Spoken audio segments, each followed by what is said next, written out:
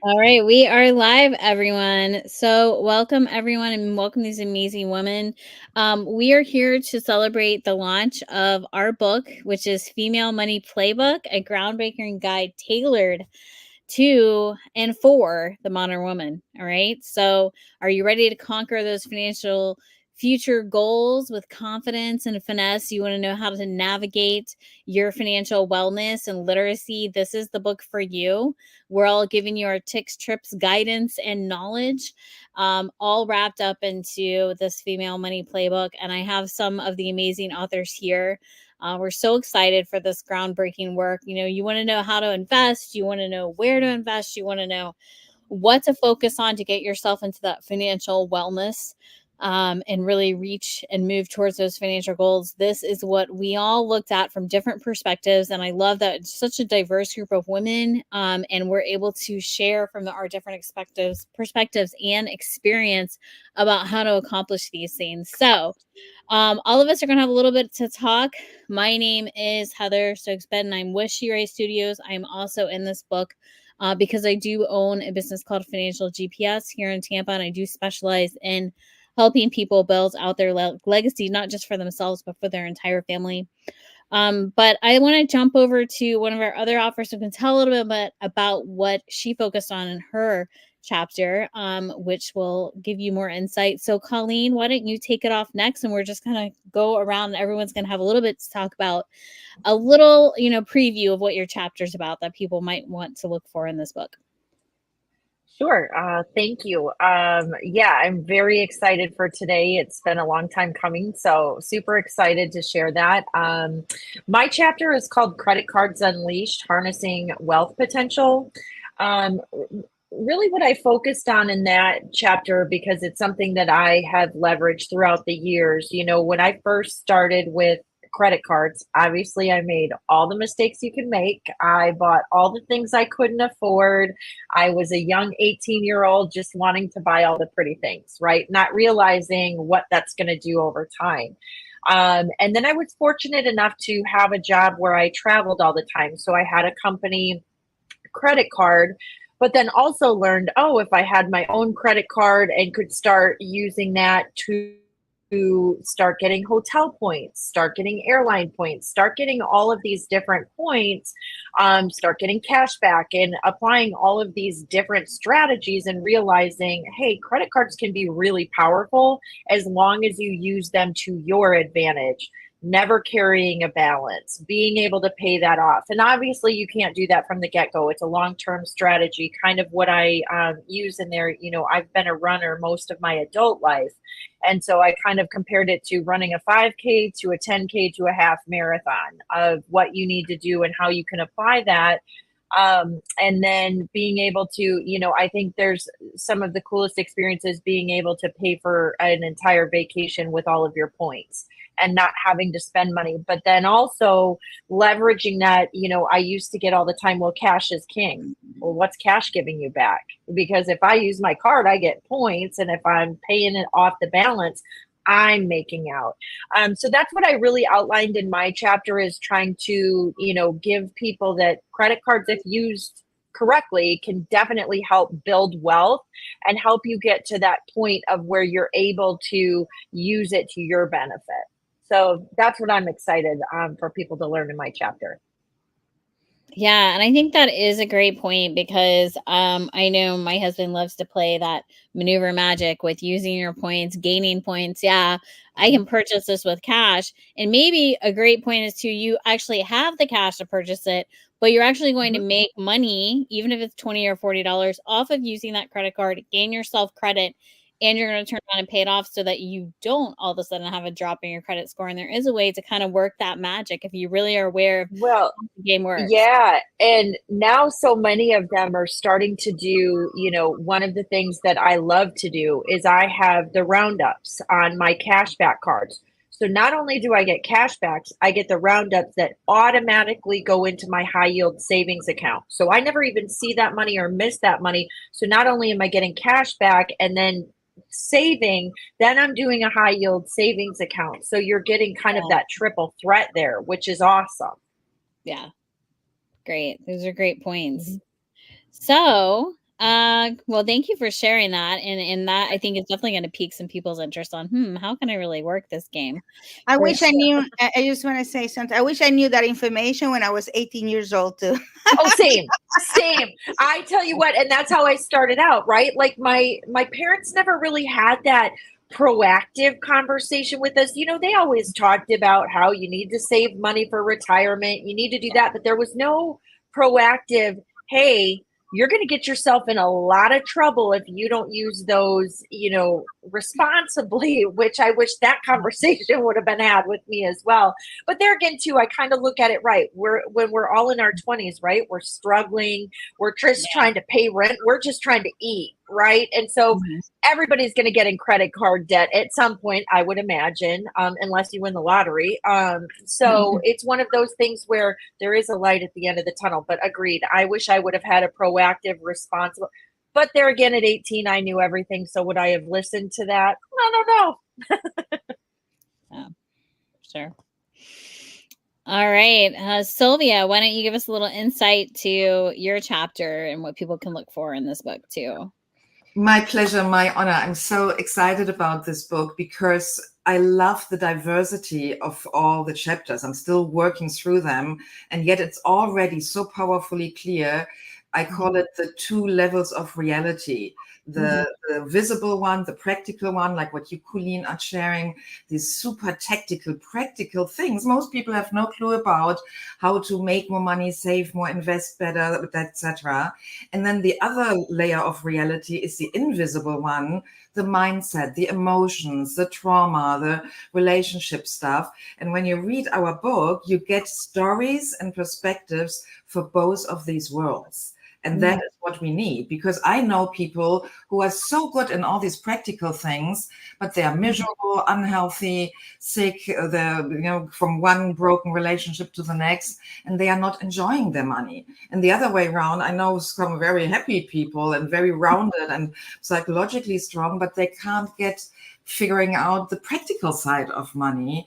And I think we always need both. So my chapter has as a main title, The Price of Shame. It's quite a personal rooted thing because I grew up in Germany with my parents and grandparents all traumatized by the Second World War. And my father, throughout my childhood, always saying, like literally nearly every day over breakfast, reading the magazine, people say sex is the number one problem people have. That's not correct. Money is the number one problem people have. Seriously, this is what I grew up with as a mindset kind of indoctrination. So underneath that, obviously, is the emotion of shame. And as long we women feel ashamed about money, we can't negotiate, talk about it, ask for pay rises, etc., etc.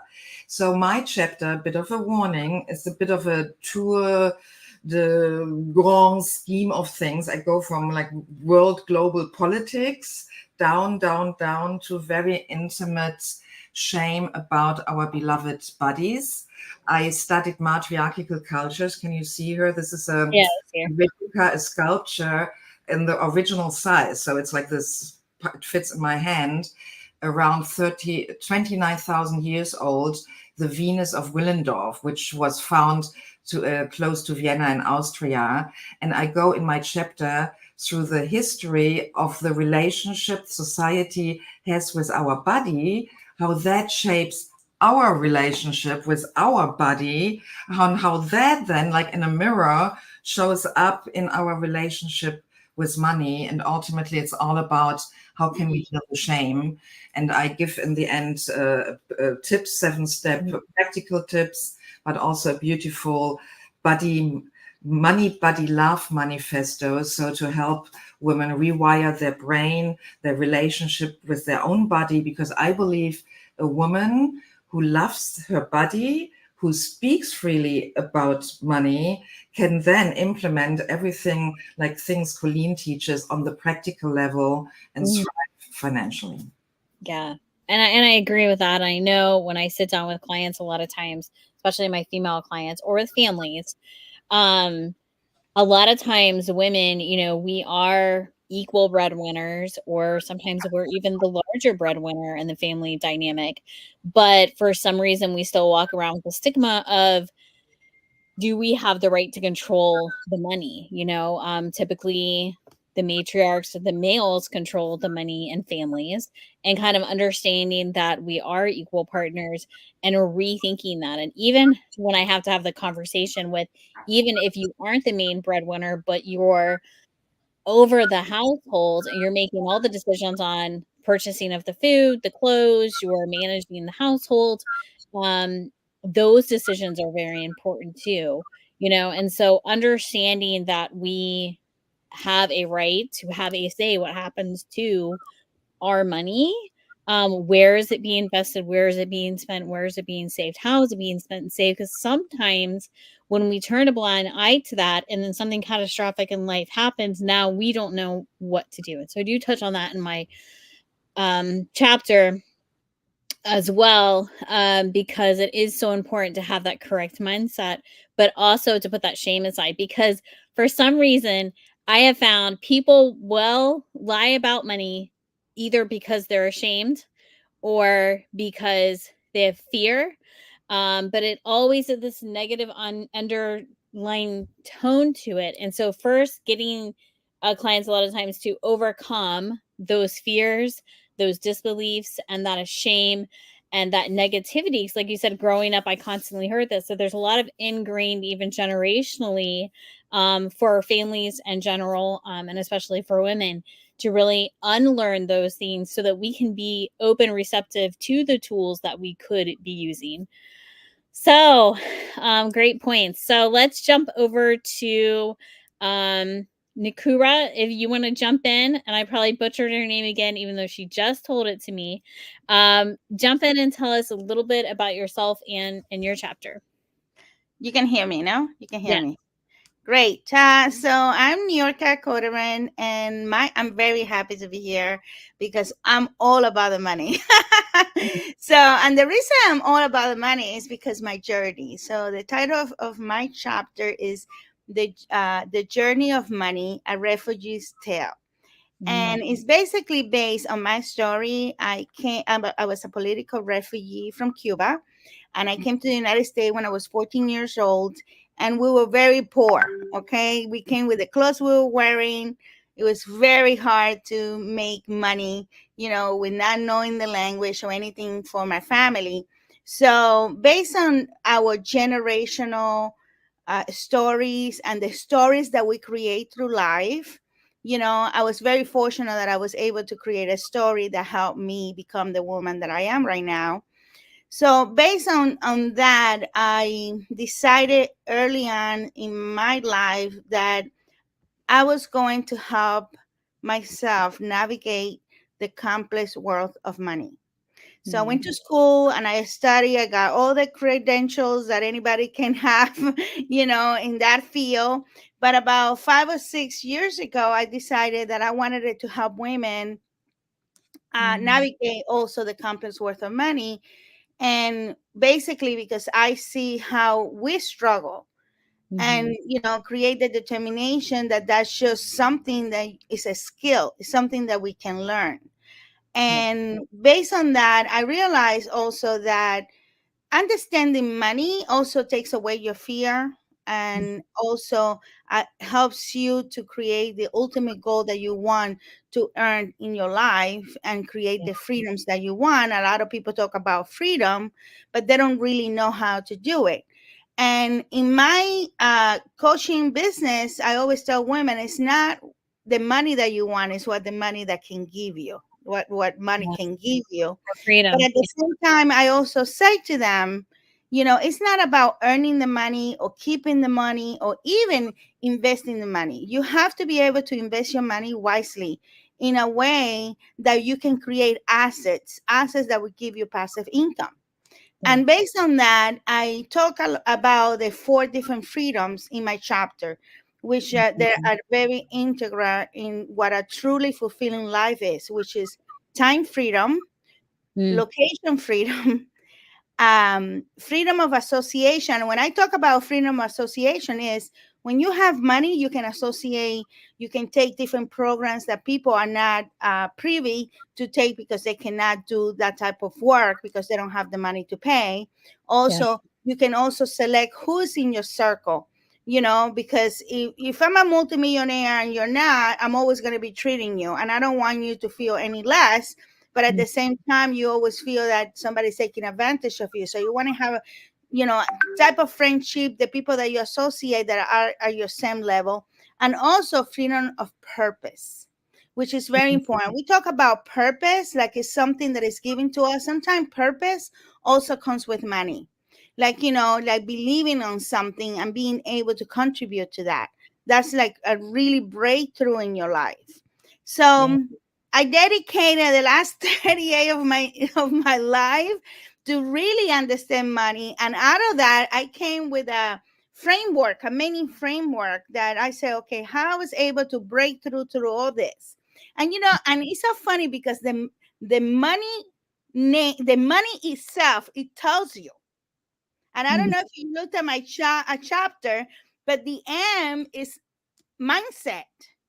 And I talk about different things in mindset, but also the O is opportunity. And the N is the network. And the E is the energy that you have around money. And the Y, originally I was going to say, yes, you need to claim your money. But then I said, you have to yield your money. Yielding your money is like how you're going to make it, invest it, and grow it to the point where you can have all those freedoms. And I was so excited to contribute to this because we women, we need to have this power.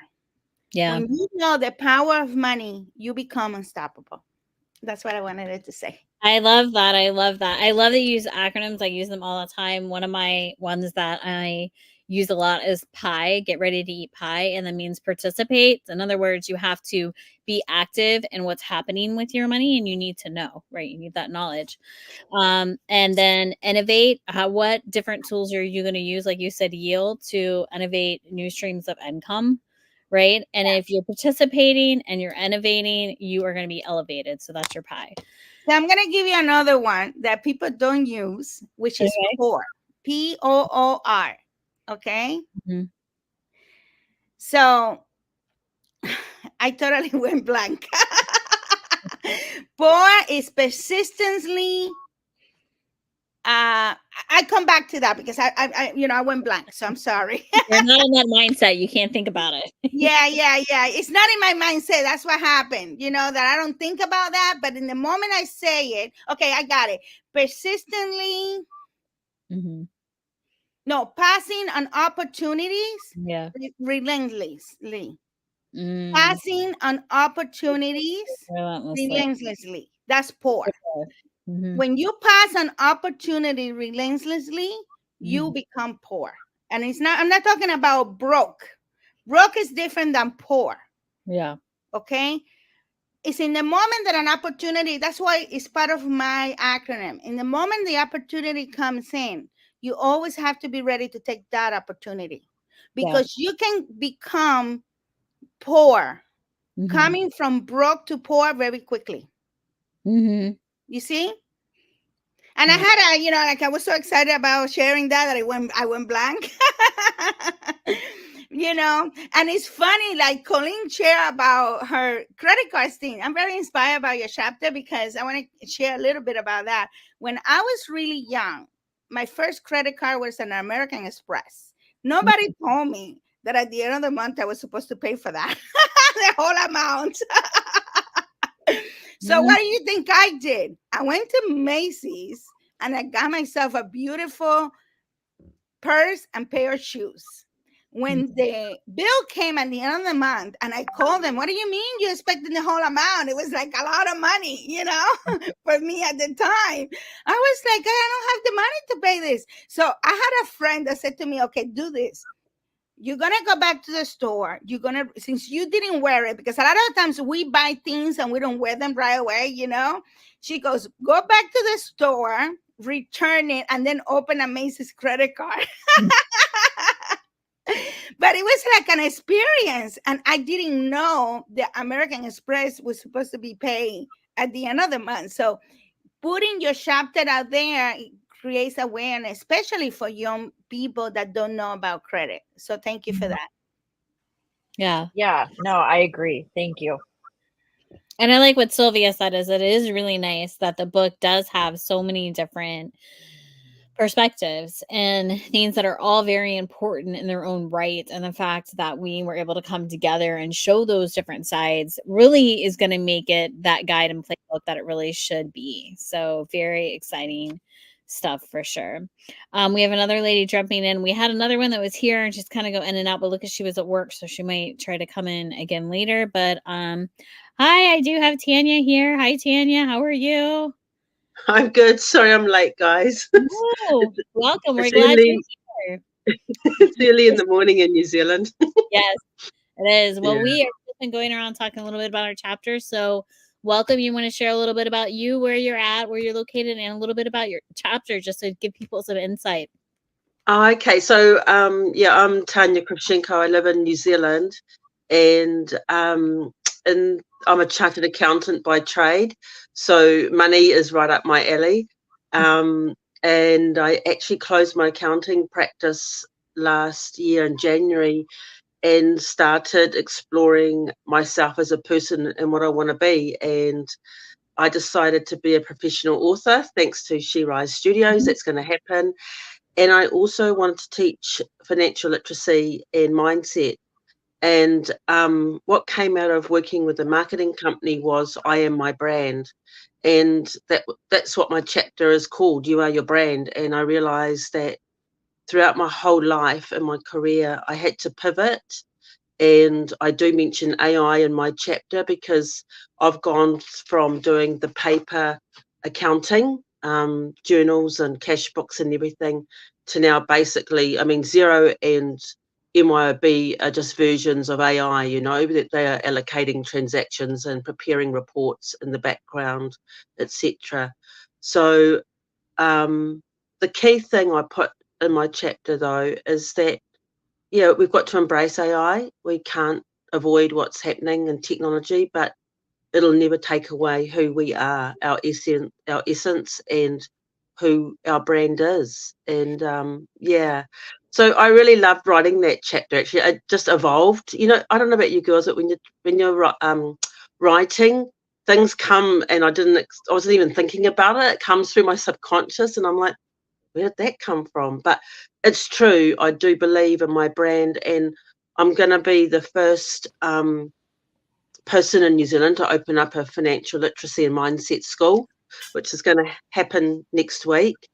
And but I'll do it softly. I'm still working out with Hannah and that how I can open it up in a way that is going to be so exciting. So yeah. Nice to meet you all, ladies, and I'm glad we've put this book together because I know as a female, I mean, I've had female clients and even female friends and family. When it comes to money, it can be a taboo subject, and I don't want it to be. I want it to be something we embrace, we use to get where we want to get to in life, and you know, to create the magic that we want. You know, it doesn't have to be a negative subject. And so that is my goal. Yeah. I love it. Yeah, so you definitely can use it as the tool it's designed to be used for, to have greater purpose. And I know Nikura brought that up. Great to have purpose, you know, and to be able to use it purposefully.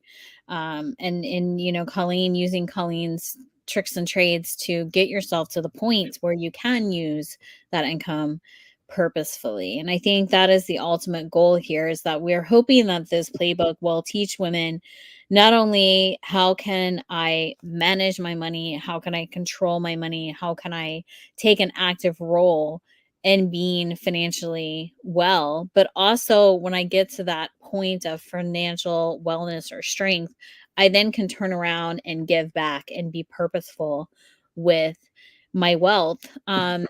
And I know I try to touch on that a lot in my chapter with the clients about, you know, leaving a legacy. Sometimes our legacy is our direct friends and family and how we impact them and how we prepare them, right? So you could build an amazing dynasty and have all of this wealth and all of these wonderful things with your business, but if you're not properly training those that are to come behind you to step into those shoes, whether it be a family member or a friend or someone, you've built it all for nothing because it's going to crumble when you're in here. So build something that can outlast you.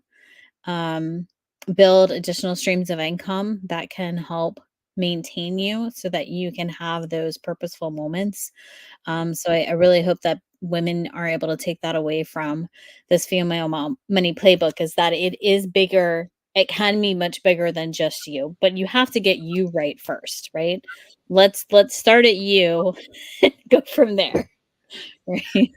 I would love to Well, and I take. think the cool thing, and sorry, Sylvia, but I think the really cool thing too, right, is a lot of times when you start reading these books, everybody's at the different spot in life, whether you're younger, whether you're older. So things don't necessarily resonate. And that's what I think I loved about this so much is there's perspective from 10 different ladies with 10 different histories, 10 different backgrounds, and all different strategies to get where we're at.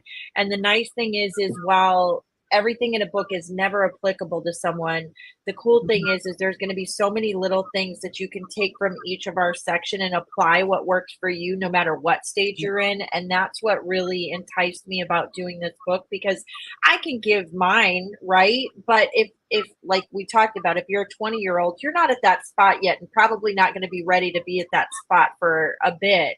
But being able to take some of these all of them, I think is pretty powerful. So I think this is a really great conceptually. I think there's going to be a little bit for everybody. And that's not something that you normally get from a book that's just coming from one person.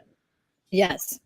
So true. I never looked at it like that. And sorry, I haven't read all the chapters yet. I really want to hold the book and read it. It sounds weird, but I'm that person. Yeah. And I have I'm worked. with you. I'm that person too. I have worked with young people, like at high school, teaching them financial literacy and mindset. And I just think I'm just so grateful at what my parents taught me, is that you can do anything. And a lot of kids don't get that. Yeah. From there. And even women don't believe in themselves like that. You can do anything. We have children or we have partners or whatever, but still stick to your dreams. Do what you want to do. And if you have the tools and the mindset, you'll be fine. So I'm really, you can tell I'm really passionate about what I want to do. I don't want to make it just a female targeted. It's really hard for me, I'm sorry, because I don't want to come across as a feminist when I speak, and it's, do you know what I mean? I think women, especially in my industry, I'm in a male industry being an accountant, and women have evolved, as you all know, since in the last 40 years since I started working, and we are just as, if not more, valuable in a boardroom as a man, because we nurture. We don't just look at the problem and go solution. We actually nurture, like you just said, Heather. Yeah. We want to nurture the next generation, and they're open for it. They don't want to be working 24/7. They want the balance, and they want the good stuff too. We know that because it looks good, right? So yeah, they're all magpies as well, but they also want to have fun, bring fun back into life. And that's what I'm going to do through my school and learning, is bring that fun bit back. And COVID really scared a lot of us in a lot of ways. And I think that it wasn't a war, but it was sort of like a medical war against our bodies, if you know what I mean.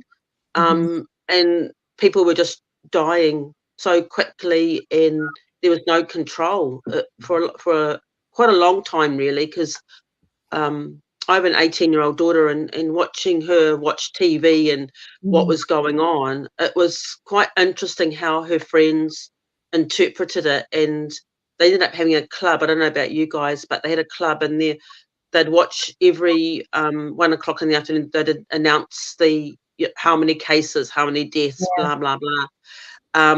And they called her Auntie Cindy. They called Jacinda Auntie Cindy. What's Auntie Cindy going to say today? And I'm like, wow, what a thing, a horrible thing to have to watch. Yeah. And they were only like 14, 15 at the time, and I'm like, whoa, this is nothing I had to experience when I was her age. I still had my childhood innocence. I didn't have a screen to look at, or, you know, like a phone and stuff like that. Mum really did, what's the word, protect us from what we saw on TV, you know? Yeah. So it is different. And there's so many obscurities too. So social media can be very misleading. You know, people see people, oh, you just do this, so you get the perfect post and you make $1 million, and not really understanding like there's a lot more to it than just that. And then also that the younger generations have been robbed so much of time. So I have an 8-year-old and 14-year-old and a 28-year-old, and those are all very different ages and all wow.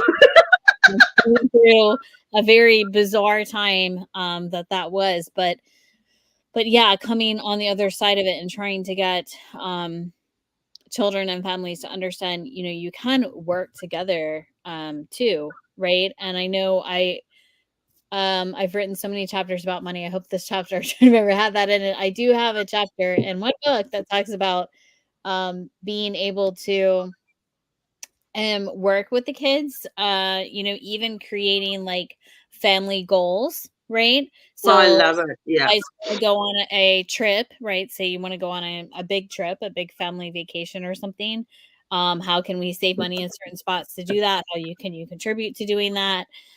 Even by them, you know, maybe making choices. Okay, so if we want to go on this big trip, then you know we do one less eating out trip a week, or we do more at home meals, just different ways that they can participate, because then they start to realize, okay, if I want the reward of having this bigger thing, I have to contribute to that. Because I feel like if we don't show them those tools, and then when they're older, they just assume like these things are going to happen. Like I'm just take out my credit card and I just charge it, and it figures itself out, right? So just having them have those conversations sometimes. But there's fun ways to play games with kids about money to teach them, you know, how things work. You know, Monopoly is a great game to teach you the facts of life, or the game of life is a great game to teach you the facts of life sometimes when it comes to money. And taking the time to sit down and actually do an activity like that. If you have siblings, sometimes you can have a sibling, you know, kind of little competition of who can save the most money, right? I know my daughters will constantly be like, oh, I got this much in my green light account, and I've got this much in my green light account, and my youngest one doesn't spend a penny. But she's really good at manipulating other people into spending money for her. So I love it.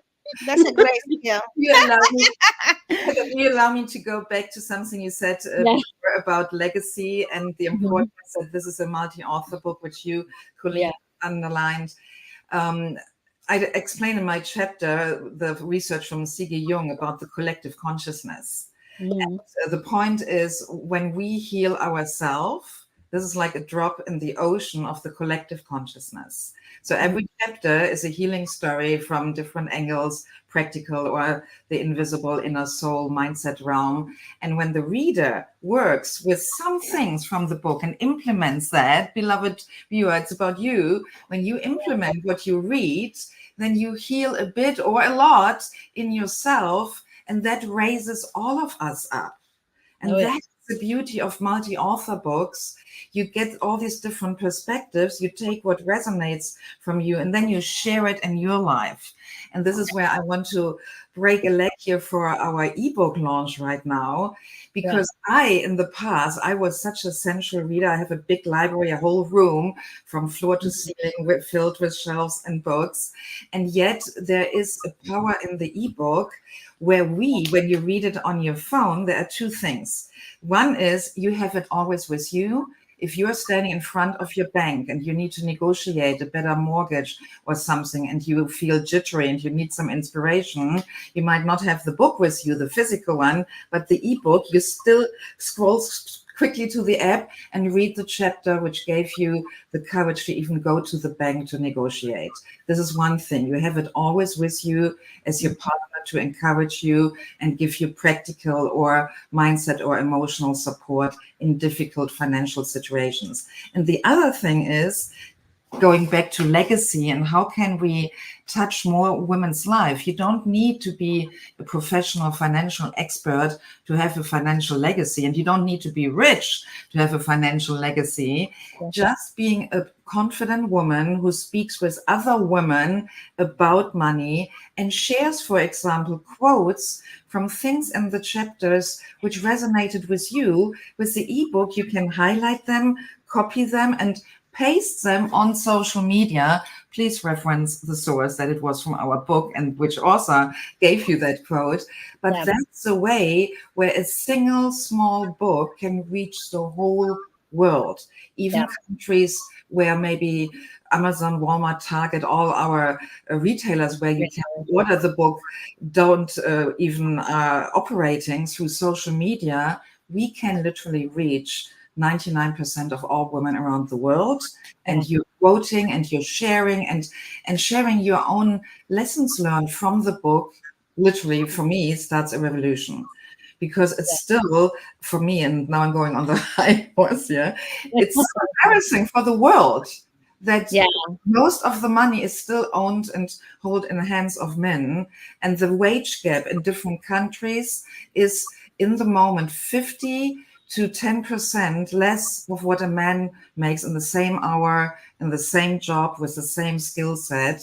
I mean, 50%. I mean, so we have to do something about it. And this book is a small, tiny, mighty thing. And every reader can co-create with us this legacy of financially empowered women who have fun, because it's a playbook. It's not a workbook. It is a great point that the ebook does have power. It does make it easier to share the information. It does make it easier for you to access the information without legging the book around. And then the paperback has power too, because later on when the paperback comes out, you know, you can get down with your pencil and your highlighter and mark and all those type of things. But one thing I do want to point out before we go is that it is wonderful that this book does have so many different perspectives. And with each one of our chapters, you have our information. You understand who we are and what we do and how we can help you. And we put that there so that if you as the reader read something in our chapter that you're like, oh my gosh, this speaks directly to me, and I want to be able to connect with this person so I can dive down this topic, you know, in a deeper level with them. That's what it's there for. We put our information there so that you can reach out to us, so that we can help you on that topic or others that you see. So we're leaving ourselves very open and transparent and vulnerable to the readers, and we do that on purpose because we want to give back. We wish we had this information when we were younger. Like you said, would we have listened? I don't know, but retrospects, you know, 2020, and we wish we had it, right? But it doesn't matter. We have it now, and we're willing to share it. And we're willing to share it because we want to see growth and change within our communities and others across the world. So please jump online, jump over to Amazon, type in Female Money Playbook. She Writes Studios will pull up all of our different books. We're there, and our community is designed for interaction, collaboration, growth, and development. That's what we look for. It's what we strive for. And all the women in this book, even the ones that couldn't be here today, that's all they want to. So we're giving this as a gift to you guys. So much knowledge, so much grace, and so much clarity on the topic of money from many different perspectives, directions, and from all over the world, as you can tell already. So any last tidbits any of you want to jump in and share about this book? Yeah, I think both of you, you and Sylvia, I think everybody said it. I think the biggest thing that can come from this as well too, and and I love that you said the paperback, grab your highlighter. You can do that with the ebook and the Kindle too. So I am one of those that highlights everything, but not my point. Where I was going to go with it is, I think one of the key messages too is have the conversation. Don't be afraid to talk about money, because I think everyone has kind of mentioned that. And the more we talk about it and the more we feel comfortable having those conversations, knowledge is power. And that's the biggest thing. So refer this to your friends. If you don't want to have a conversation, you could use this book to start that conversation. So talking about money should be something you want to do with anyone that you're dealing with. So money should not be a big secret. Start talking about it. Very true. Great point, Colleen. Ladies, I appreciate you guys taking time out of your day and joining us. I'm so excited for this book coming out. There's just so much more to come from it. We're going to have some other discussions and some other events, but please go on. If you're listening to this and you've listened to all these ladies, go on and support the book, the cause, the mission, the goals. Grab your ebook copy now. Paperback's coming in just 2 weeks. Reach out to us. We'd love to have a conversation with you. Thank you again, ladies. And I hope you guys enjoy the book. Thank you.